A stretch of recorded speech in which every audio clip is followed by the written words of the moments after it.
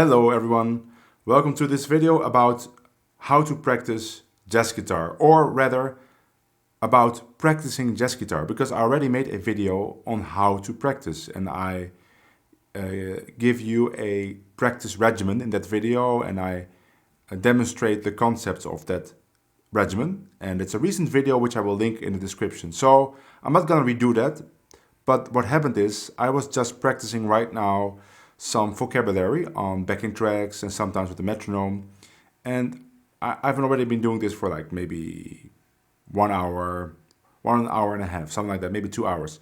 And all of a sudden I thought, why not just turn on the camera and video it, and maybe I won't produce it, but if it's nice, I will put it on my YouTube channel and then you can watch me practice myself and make mistakes and maybe get frustrated and work on timing and work on the precision. And I don't know how long this video is going to take, maybe 30 minutes, 40 minutes.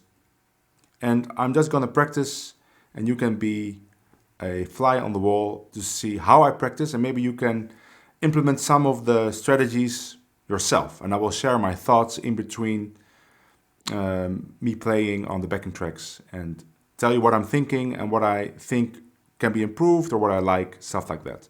So I'll cut to the intro bumper, and after that it will be an uninterrupted take.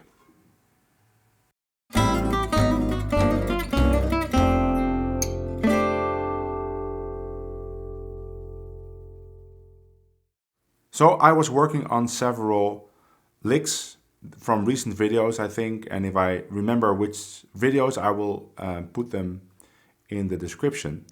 And I was just practicing them over backing tracks. So let me introduce two of those licks to you, and I'll play something with the backing track, and I will share my thoughts on what I'm thinking, what I think can be improved, and how I intend to improve it. So it's two 2-5-1 licks in F. So we're talking about 1 bar G minor, C7, F. And the first lick goes like this: 1, 2, 3, 4.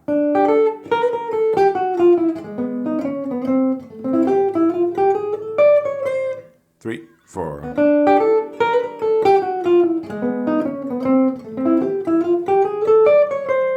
And this lick is from a recent episode called BeBop Mondays, episode 1. If I won't forget, I will link it. And the other one is also from that video. It goes like this: 1, 2, 3, 4.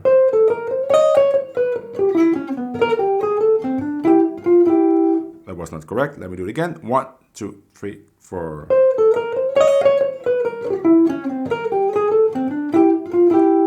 2, 3, 4.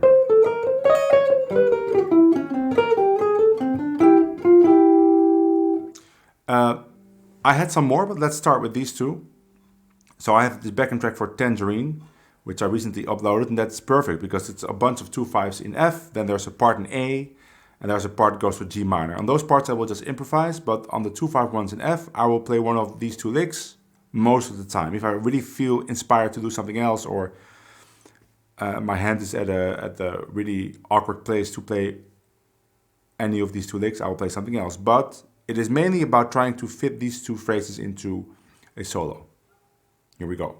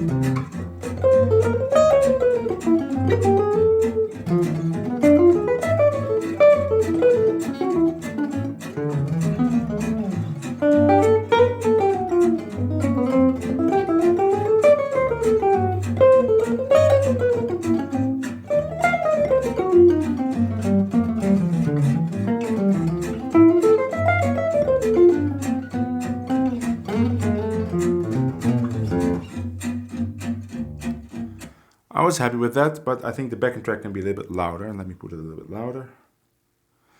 Okay, so what was I think? Well, I've been working on, of course, on these two phrases for some time now, and I think it's going well. But the thing that I noticed, especially a little bit earlier, before I turned on the camera, was that I was looking for parts of the lick that I can really swing very easily, where I have the string 8th note rhythm. It's easy because it's mostly alternate, and in this lick, it's this part. So I have to make sure I really swing that part. Because now these sweeps are difficult to make that swing. But if I swing the part before, I get into this groove, and maybe I can make those sweeps swing as well.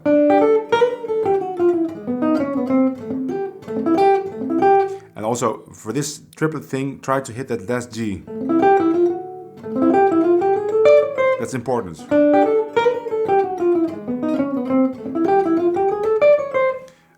For this phrase, there's an awkward jump here, right? So if I don't pay attention, it will sound like this. Like with a slide, but the slide is not nice sound in this lick, so I shouldn't do it. So the jump should be fast and precise.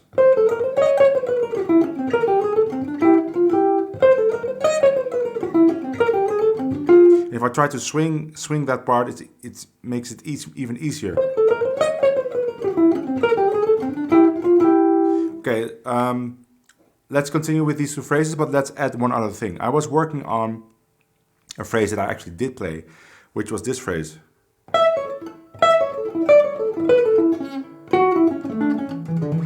And I think that's from Gypsy Jazz Fridays, which is an episode that I released 2 days ago. Right, that goes over A, so that's perfect for the part in A, because it's basically just 1, 6, 2, 5 in A in this song, which is mostly A. But I can play this lick also in F. Right, I just go with my first finger to the 3rd of F in A, and then the lick is right here. And I could probably fit it in over one of those 2 5s in F. So let me also try to fit in this concept in A or in F or both. And also those other 2 licks, of course.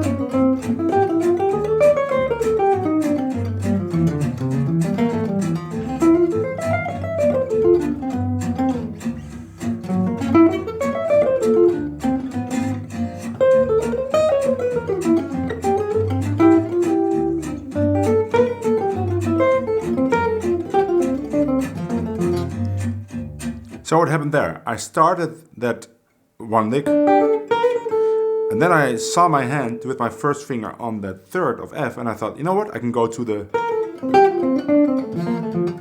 That was not unplanned. That was not planned, but I just saw it, right, and I heard it.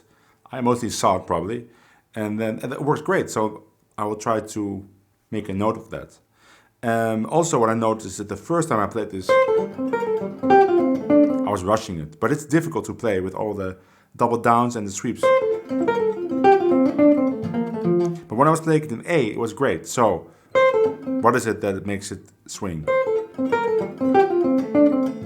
It's probably play the sweeps with more care. Those sweeps. So let's take care of that.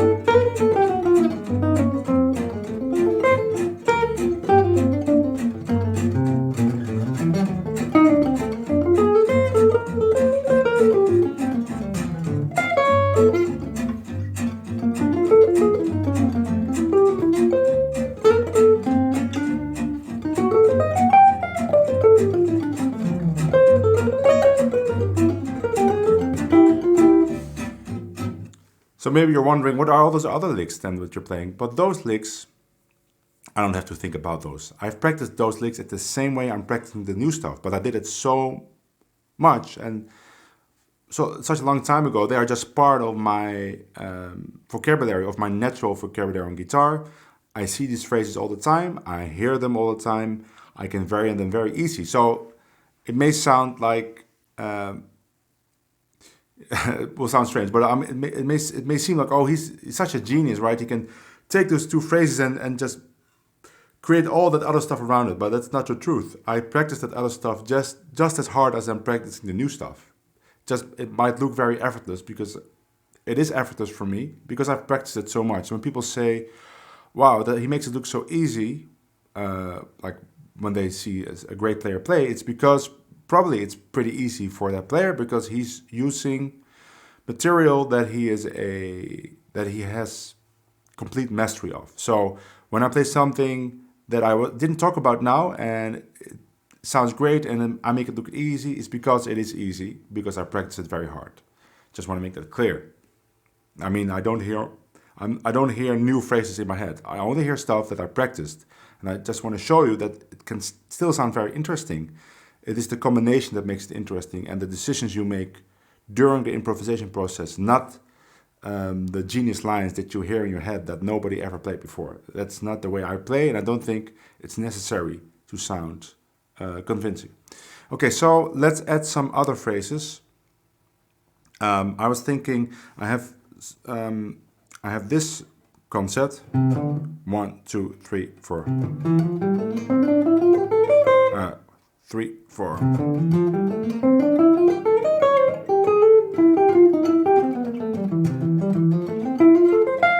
It's from the Gypsy Jazz Fridays. It's basically an F major scale. And then there's a little phrase in F. And then it's a major 7 arpeggio. That phrase is exactly in the Gypsy Jazz Fridays. And I can play it in F, and I can play it in A.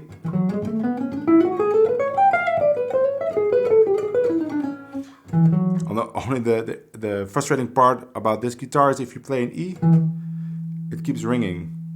And because I'm not muting here, right? Because I'm a Gypsy Jazz picker, probably I have to play it E here.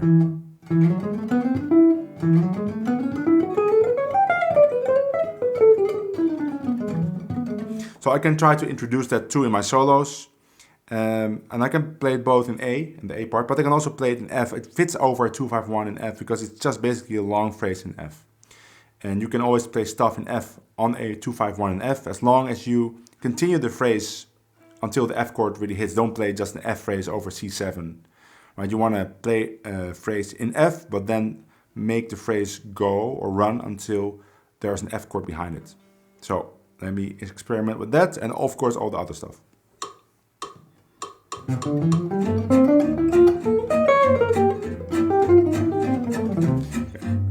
And that was really bad. Let's do it again.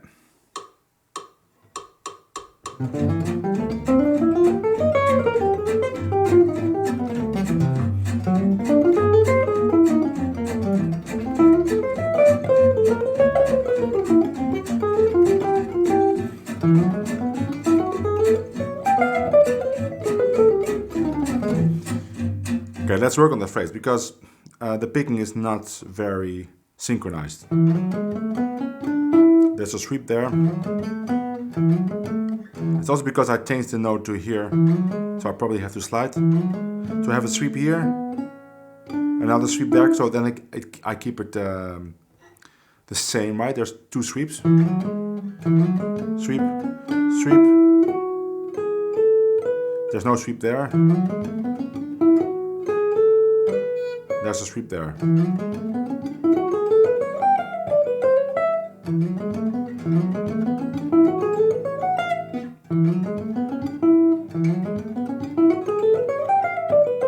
I think the secret is the slide in the beginning, and then immediately a sweep.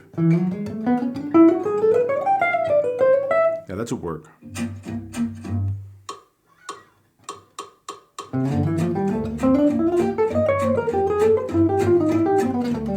Yeah.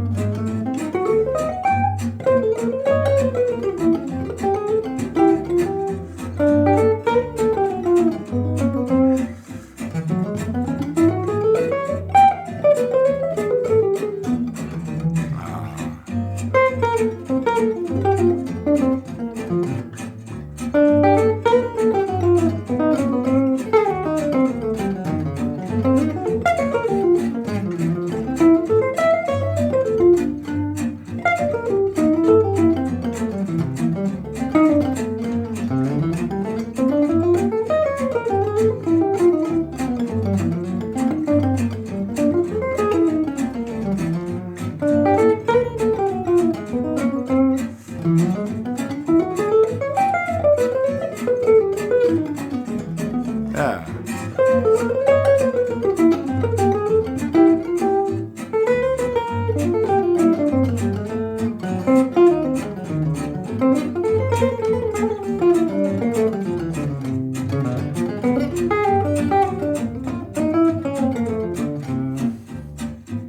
Okay, let's introduce two more phrases. Let's get a little bit out there. Because I was working on some Peter Bernstein stuff from my latest Peter Bernstein series.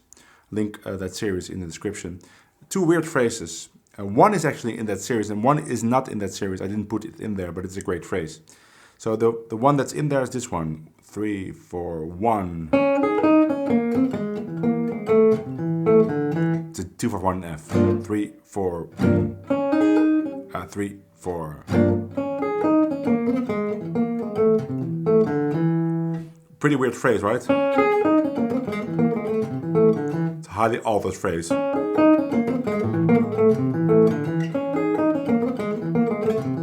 The picking is very awkward too. So this phrase mostly works if you play some kind of modern sounding chords before. But don't just spring it on people. You have to introduce it.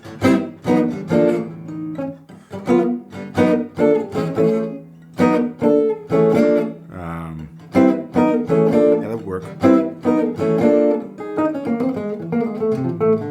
And the other one goes like this. 3, 4,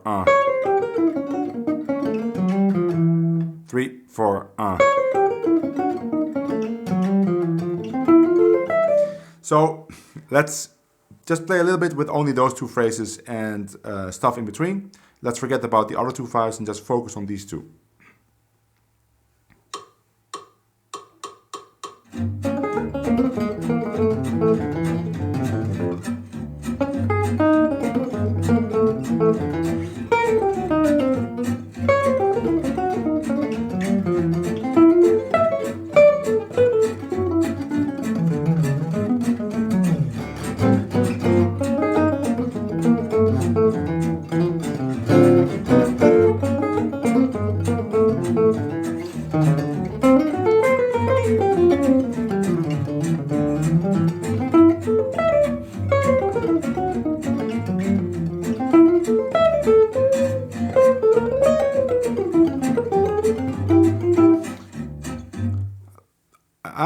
They work, right? This one is actually, that one is pretty easy for me.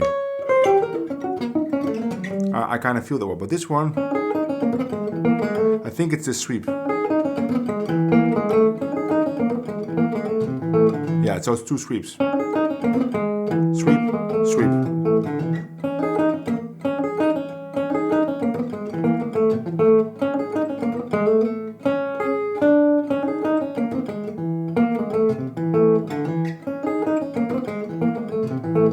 Normally I would actually go to my metronome, but I don't want to do it because it takes too much time because the video is already 20 something minutes. So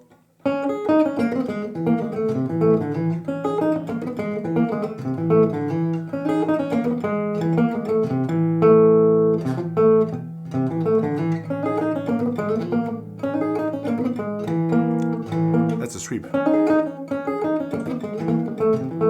Yeah, that should work. Okay, let's do it again and maybe throw in the other phrases as well. Let's see how far I can get.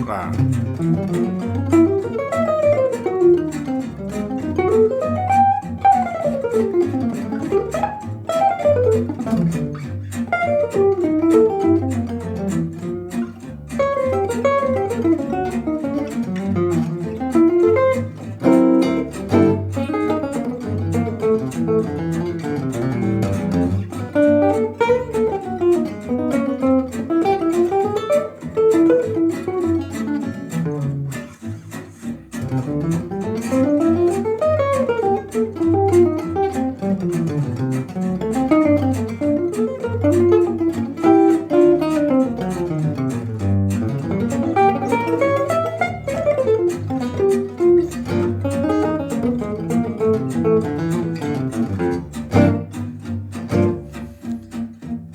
think that's enough for this video, but you see how it goes, right? What I would do now is I would go to another key. I would go to another backing track, maybe Coquette is a good one, or maybe Dinah, and try to do the same thing on that track, and then maybe go to another backing track, maybe a faster one like I Remember April, or even maybe How Deep is the Ocean. Those are all backing tracks on my channel. There's a link to the playlist with backing tracks, and I would just keep working like this for hours. I mean, I practice a lot of hours a day, usually like 4 or 5 hours, but it could even go up to 8 to 10 hours. And of course, not everybody has the time to do that. This is my job, so I can practice for a long time. But of course, I need to maintain a certain level so that I can do my channel and do concerts. And right, that's not for everyone, but I think everyone can practice like this. Doesn't matter how long you practice. Maybe it's a half hour. Maybe you work on one little phrase with one backing track. Or maybe it's an hour, you can work on 2 phrases. Or maybe it's 3 hours and you can work on 4 phrases. So if you do that every day, because that's the key, right? Every day. Not once a week, but every day. You will progress very quickly. Much faster than you think would be possible. And you will sound like a killer jazz player in a reasonably short time. I'm not gonna lie, it's gonna take many hours of practice, but it's good to know that the hours you practice like this are spent practicing actual stuff you're gonna play in solos that sound great, because it's all stuff that has been transcribed from great solos, right? And either you transcribe it yourself or you use my transcriptions. It doesn't matter. If you join my Patreon, link in the description, you get access to hundreds and hundreds of pages of tab, and every line that's on that page, there's a video of me playing it in context of a solo like this. So check out my Patreon. There's some changes coming to Patreon. So if you want to get the great deal right now, because right now it's 5 or 10 dollars, and you'll get access to almost everything. That deal will go away in about 2 weeks. All the people that are members by then will keep the same deal, but then for new people it will be more costly. So if you made it so far in the video, you're probably one of the first ones to know that. I will make a bigger announcement later. I hope you enjoyed this video if I put it online, and I will see you all in the next video. Bye!